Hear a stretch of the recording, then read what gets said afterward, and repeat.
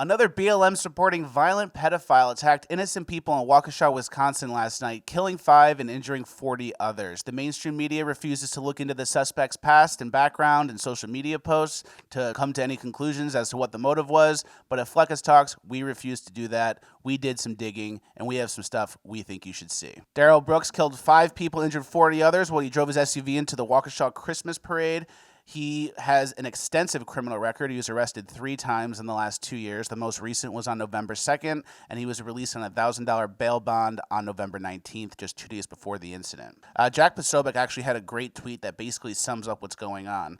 He said, "The same people who told you for 14 months that Kyle Rittenhouse intentionally murdered BLM protesters are now telling you that a career criminal unintentionally ran over a Christmas parade."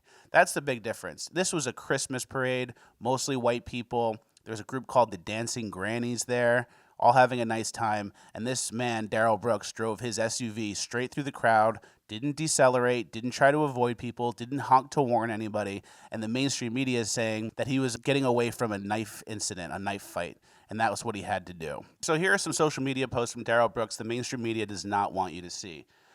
2 days ago, he posted how upset he was with the Kyle Rittenhouse verdict, the not guilty verdict. In June of 2020, he posted, "Learned and taught behavior. So when we start back knocking white people the fuck out, I don't want to hear it.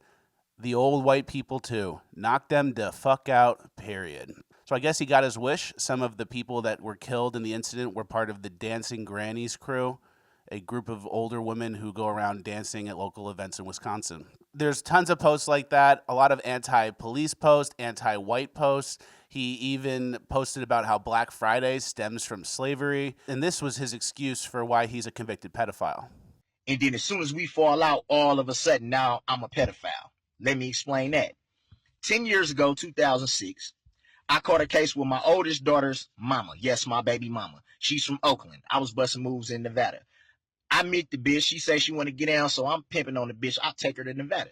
You know what I'm saying? I get cracked. You know what I'm saying? I didn't know the bitch was 16 at the time. She gave a statement to the police and told them, yeah, she was hoeing, that I was pimping, and that she was 16. Oh, so that's why you're a pedophile.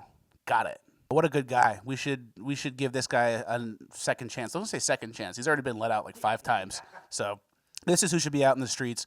Why is Wisconsin releasing so many pedophiles out into the streets during these chaotic times?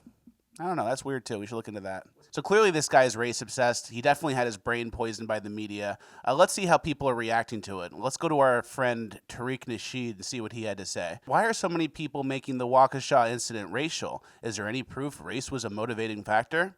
Keep in mind, Tariq Nasheed, when it came to the Kyle Rittenhouse incident, said suspected white supremacist murderer Kyle Rittenhouse was allegedly being groomed to become a killer cop. So that's his take there, but I guess now it's time to wait for all the facts. And even when the facts are there, don't look too hard. Another Democrat official called it karma for the Kyle Rittenhouse verdict. I don't know how it's karma when it's all innocent people at a Christmas parade, not when a young 17-year-old's getting violently attacked by a pedophile at a riot. I don't see how those two things are the same. Many people were making jokes how the SUV was acting in self-defense. Here we have someone saying they wish it was a MAGA parade. Yeah, it's normal. Wish death upon your political opponents. And that's kind of the problem here, too. It's like we're so politically divided that we're not even seeing these people as people. We're seeing them as with us or against us, or at least the left is. So now we have their political opponents. Remember this in Portland as well. When the Trump supporter was shot dead in Portland, there weren't many people putting politics aside to denounce the violence. They were kind of like, well, that was one of ours against one of theirs, and they're happy with how it played out.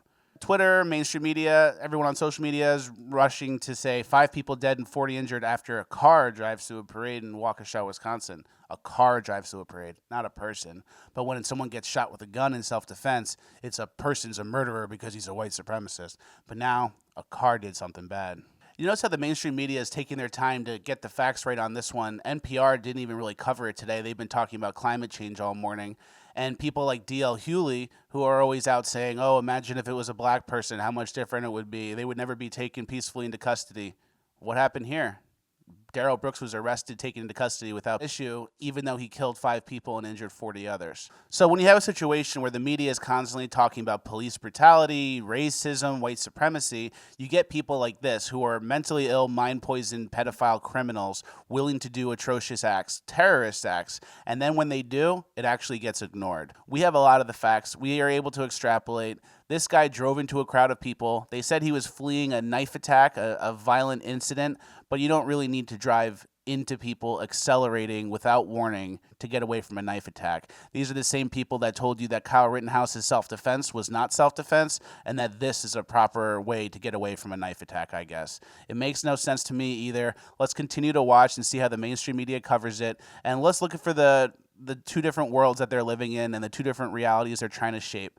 Kyle Rittenhouse is a white supremacist, violent terrorist, and this guy was just an innocent black guy trying to get away from a knife incident. Doesn't make much sense to me. Thank you guys for watching. Please like, share, subscribe, all the good stuff. Christmas is coming. We have a Black Friday sale on all of our t-shirts. They're under $20 when you use code Jerry. We have shirts like this, Trader Joe's, the Clintons, Arrest Cuomo, all the good stuff. Get yours while you still can. Thank you for watching. We'll see you at the next one.